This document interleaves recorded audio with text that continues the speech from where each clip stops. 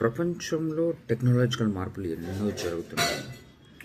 AI వచ్చింది, agents వస్తున్నాయి, రేపు ఏజీఐ వస్తుంది. క్వాంటమ్ కంప్యూటింగ్ మీద పరిశోధనలు జరుగుతున్నాయి, విపరీతమైన పరిశోధనలు జరుగుతున్నాయి. ఒక్కసారి క్వాంటమ్ కంప్యూటింగ్ వస్తే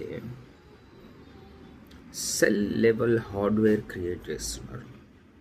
సెల్ లెవెల్ హార్డ్వేర్స్ అంటే ఇప్పుడున్న స్పీడ్ కంటే కంప్యూటర్స్ కానీ మెషిన్స్ కానీ anything will happen in such a speed. అసలు ఊహించలేనంత స్పీడ్లో, ఊహించలేనంత ప్రిసైజ్గా పనులు జరిగిపోతాయి. అట్లాంటి క్వాంటమ్ కంప్యూటింగ్ టెక్నాలజీ దాకా ప్రపంచం వెళ్తూ ఉంటే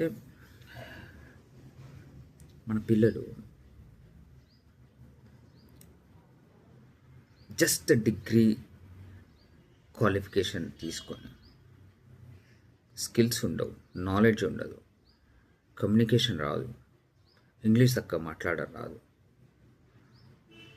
డిగ్రీ తీసేసుకుంటే ఉద్యోగాలు వస్తాయనే భ్రమలో మార్కెట్లో పోయి ఎత్తుకుంటున్నారు.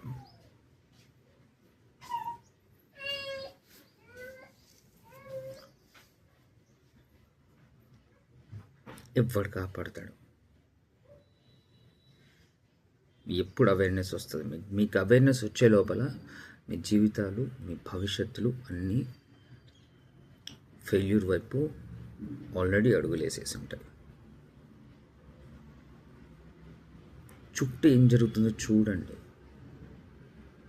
పిల్లలు, పేరెంట్స్ ముఖ్యంగా బికాజ్ మీ నిర్ణయాల వల్లనే పిల్లల భవిష్యత్తు అనేది ఆ పర్టికులర్ డైరెక్షన్లో పోతుంది.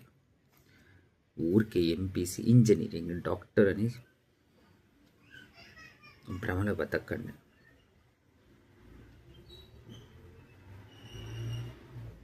వరల్డ్లో జరుగుతున్న మార్పుల్ని గమనించండి. నెక్స్ట్ 10 yearsలో వరల్డ్ ఎట్లా చేంజ్ అవ్వబోతుందో చూడండి.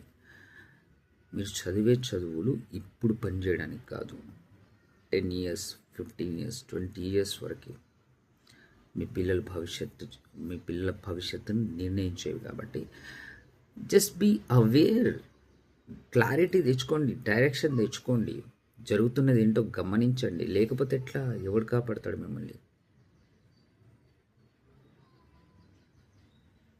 ఉద్యోగాలు టీసీఎస్ 12,000 తీసేస్తుంది, ఇన్ఫోసిస్ 8,000 తీసేసింది, తీసేస్తుంది.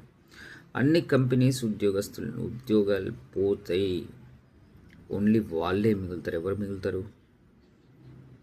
అప్గ్రేడెడ్, అప్డేటెడ్ ఏఐని ఆడించేవాళ్ళు, ఏజీఐని ఆడించేవాళ్ళు, లేటెస్ట్ టెక్నాలజికల్ మార్పుల్ని గమనిస్తూ వాటిని అడాప్ట్ చేసుకునే వాళ్ళే మిగులుతారు.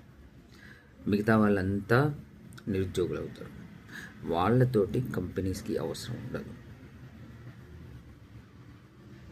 వాళ్ళు ఏం చేస్తారు అనేది ప్రశ్నార్థకం. ఎందుకంటే ఇప్పుడు ప్రతి ఏడు 1,14,00,000 మంది పిల్లలు గ్రాడ్యుయేట్ అవుతుంటే కేవలం 11 లక్షల మందికి ఉద్యోగాలు దొరుకుతుంటే అవి కూడా అంత పెద్ద ఉద్యోగాలు ఏం కాదు. మిగతా వాళ్ళు ఏం చేస్తున్నారో మీరు చూడండి, మీ చుట్టుపక్కల గమనించండి.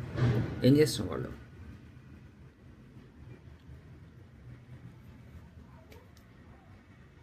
ఈ దొరికితే చేసుకుంటున్నారు. 10,000కి, 15,000కి, 12,000కి. నేను వెళ్తుంటే ఒక అబ్బాయి లిఫ్ట్ అడిగిండు నాకు. ఇక్కడ టాల్ రింగ్ రోడ్ పైన 12,000కి జాబ్ చేస్తుండే, ఇంటర్ అయిపోయింది. అన్నా నాకు ఏదైనా జాబ్ చేసి పెడతావా? స్కిల్స్ లేవు వాడి దగ్గర. కనీసం వాడు చెప్పాలనుకున్న కరెక్ట్ కమ్యూనికేట్ చేయలేకపోతున్నాడు.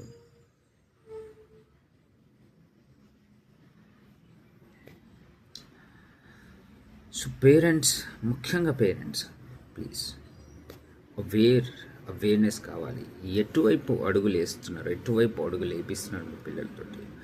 10th వరకు ఓకే, ఏదో బట్టి మార్క్స్ సంపాదించుకుంటాం, ఆ నాలెడ్జ్ పెద్దగా పనికిరాదు, మర్చిపోతాం.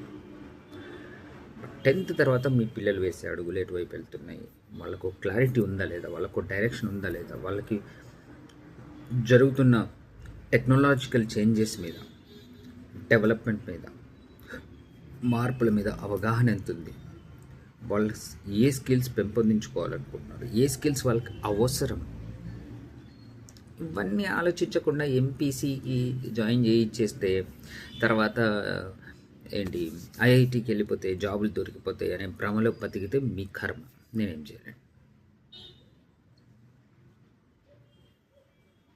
ఓకే, ఇప్పుడు ఏం చేస్తారో మీ ఇష్టం, మీ చేతుల్లో ఉంది. క్లారిటీ కావాలంటే మాత్రం నేను ఒక నున్నా అని మాత్రం, నేను ఒక నున్నా మర్చిపోవద్దు.